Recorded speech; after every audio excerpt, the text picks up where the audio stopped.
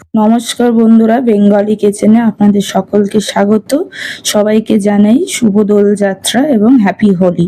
আজকে আমরা তৈরি করতে চলেছি খুবই অল্প তেল মশলা দিয়ে ব্যবহার করে মটনের রেসিপি। মটনের রেসিপি তৈরি করে নেওয়ার জন্য এখানে আমরা 750 গ্রাম মটন নিয়েছি এবং একটা মশলার পেস্ট তৈরি করেছি আদা, রসুন এবং জিরে আর লঙ্কা হলুদ গুঁড়ো দিয়ে। এবং কড়াইতে একটা তেল গরম করে নিয়ে এখানে প্রথমে আলুগুলোকে ভেজে নেব। লাল লাল করে আলুগুলোকে ভেজে নেব জোর আছে।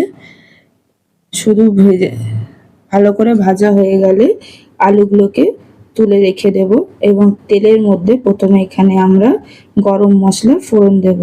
গরম মশলা ব্যবহার করেছি লবঙ্গ, দারচিনি, এলাচ এবং পেঁয়াজ। ফোড়ন দিয়ে এটাকে ভালো মতন পেঁয়াজটাকে ভেজে নেব যতক্ষণ না হালকা লাল হয়ে যায়।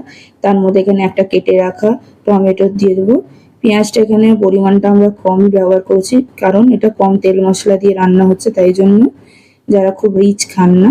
এবং মশলার পেস্টটা তৈরি করে রাখা সেটা ওখানে দিয়ে ভালো মতন মশলাটা কষিয়ে নেব। এখানে একটু জল দিয়ে দিলাম, নাহলে মশলাটা পুড়ে যাবে।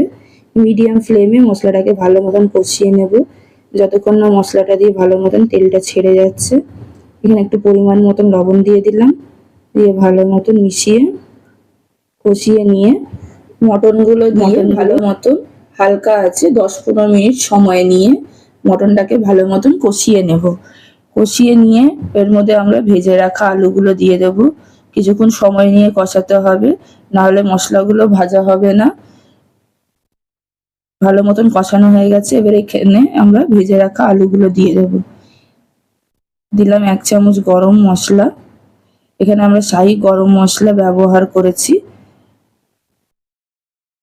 ভেজে রাখা আলুগুলো দিয়ে এখানে আমি 1 বাটি জল দিলাম। জলটাকে হালকা উষ্ণ গরম জলটা দিয়ে ভালো মতো নেড়ে চেড়ে সবগুলোকে একভাবে মিশিয়ে নিয়ে প্রেসার কুকারে এটাকে আজকে আমি সেদ্ধ করব। আপনারা চাইলে কড়াইতেও সেদ্ধ করতে পারেন হালকা আছে একটু সময় নিয়ে, কিন্তু আজকে আমি এটা প্রেসার কুকারে সেদ্ধ করে নেব। মাংসগুলোকে প্রেসার কুকারে দিয়ে ভালো মতন বন্ধ করে হাই ফ্লেমে 3টে থেকে 4টে সিটি দিয়ে, যতটা আপনাদের মাংসের পরিমাণ থাকে 3 থেকে 4টে সিটি দিয়ে এটাকে গ্যাসের ফ্লেমটাকে অফ করে কিছুক্ষণ প্রেসার কুকারেই থাকতে দেব।